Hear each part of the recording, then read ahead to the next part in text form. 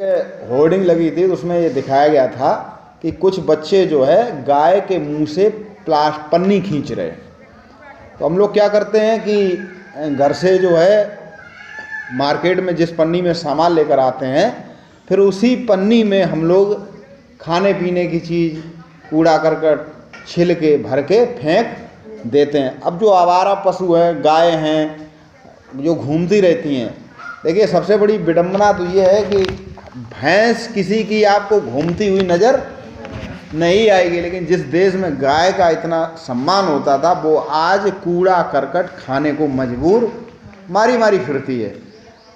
तो वो बच्चे पन्नी को खींच रहे, एक गाय के अंदर कई किलो पॉलीथीन इकट्ठी हो जाती है पेट में और धीरे धीरे फिर उसकी गाय की मृत्यु हो जाती है। तो क्या कहा गया कि पॉलीथीन जो है हमारे जीवन को उसने सुगम बना दिया, बहुत बढ़िया, हर काम बहुत आसान हो गया। फ्रूट का जूस लाना पॉलीथीन में ले आए, सब्जी लानी पॉलीथीन में ले आए, बाजार में दुकानदार ने कोई चीज़ दी, कील काटा पॉलीथीन में बंद करके दे दिया। निश्चित ही वो टिकाऊ है और सस्ती है, लेकिन उसका साइड इफ़ेक्ट कितना है उसको तो जिसकी जान जाती है उसको ही पता चलेगा। पॉलीथीन या प्लास्टिक की सबसे बड़ी कमी ये है कि ये प्राकृतिक रूप से यानी कि स्वतः कागज़ आप डाल दो अपने आप स्वतः नष्ट हो जाएगा अखबार का, लेकिन पन्नी जो है ये बायोडिग्रेडेबल नहीं होती है, ये इसको जो है स्वतः रूप से प्राकृतिक रूप से नष्ट नहीं होती, ना इसे कीड़े खाते हैं। ठीक है, तो ये क्या होती है धीरे धीरे हमारे पर्यावरण हमारी मिट्टी में खेत में पहुंच जाती है और उसके बाद क्या होता है कि जो बीज जो अंकुरित होना वहाँ पर अगर पन्नी आ गई फिर वो बीज नहीं पनपेगा।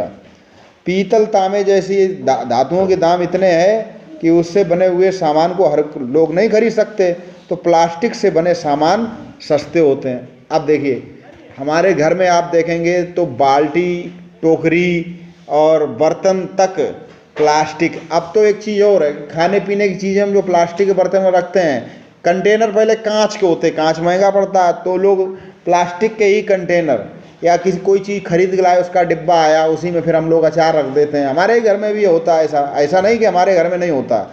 तो उसमें क्या होता है कि वो जो प्लास्टिक होती है वो सब्जी खाने वाली चीज़ों में मिल जाती, माइक्रो प्लास्टिक बोलते हैं, और वो हमारे प्लाज्मा में एक कवरिंग कर लेता है। हमारे खून में प्लास्टिक शामिल हो चुकी है, माइक्रो प्लास्टिक जिसका आकार बहुत माइक्रोन में होता है, बहुत छोटा, वो हमारे खून में प्लास्टिक दौड़ रही है, वह ऑक्सीजन कम प्लास्टिक ज़्यादा दौड़ रही है।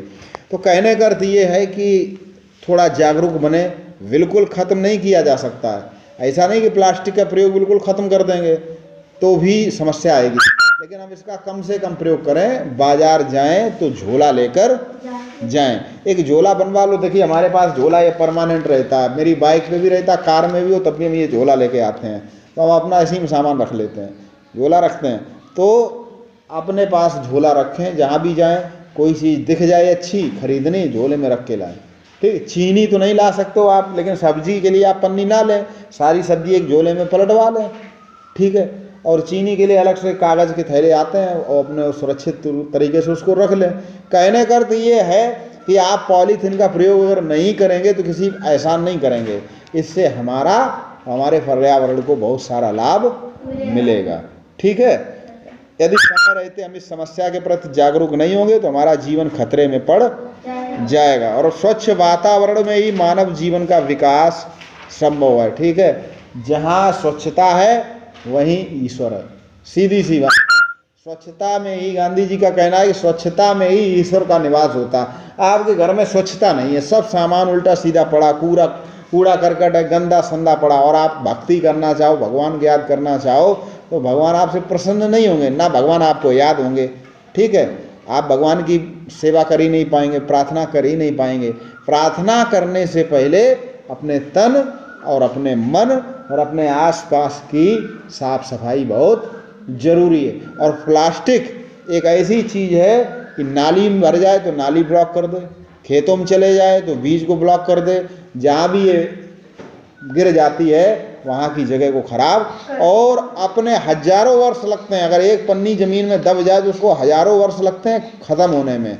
तब तक वो ऐसे ही वहीं फंसी रहेगी मिट्टी के अंदर। तो पॉलीथीन का, प्लास्टिक का कम से कम प्रयोग, सिर्फ पॉलीथीन ही नहीं, प्लास्टिक से बनी चीज़। अब जैसे ये स्टूल है, स्टूल भी एक प्रकार के प्लास्टिक है, पड़ता, लकड़ी के बनवाओगे तो ये दोगुनी तिगनी कीमत में पड़ेगा, प्लास्टिक सस्ती पड़ती, लेकिन ये टूट जाएगा, फेंक जाएगा, या तो ये कबाड़ी ले जाए, इसको रिसाइकिल कर दिया जाए। रीयूज, रिसाइकिल, रिड्यूस, 3 प्लास्टिक के लिए शब्द प्रयोग किया जाता है। रिड्यूस कम से कम प्रयोग करो, ठीक है। रीयूज अगर करते हो तो उसको फिर दोबारा कर लो, ठीक है। जैसे टोकरी है, उसको कोई चीज़ हमने सजावटी चीज़ बना ली। और रिसाइकिल, और वो भी नहीं हो सकता तो कबाड़ी को दे दो, तो वो ले जाके बेच देगा, उसका रिसाइकलिंग हो जाएगी। ऐसा ना करो कि प्लास्टिक की कोई चीज़ तुम्हारी खराब हो गई, टूट गई, तुमने लेकर उसे जो है ऐसे ही सड़क पर फेंक दिया, तो वो समस्या क्रिएट करेगी। तो कम से कम प्लास्टिक का प्रयोग करेंगे।